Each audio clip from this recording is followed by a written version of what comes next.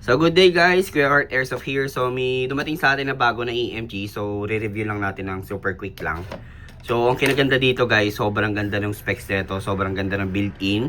May kasamang license card ng EMG tsaka TTI. Okay? So ito yung magazine niya. So maganda dito, naka-red gasket na yung kanyang magazine. Okay? Then yung sa base plate, may markings din ng Taran.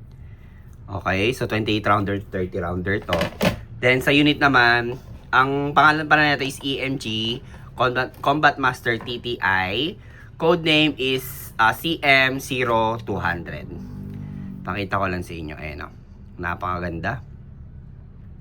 So, kung mako-compare nyo siya sa Sun Viper tsaka sa Pit Viper, magkaiba sila guys ng design ng top slide.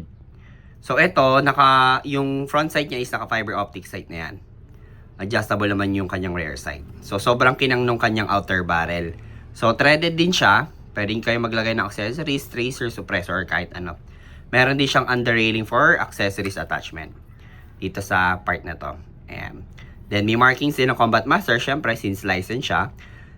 Kung ano yung merong markings yung totoong unit, meron din to. Since meron nga siyang license. Okay, license card.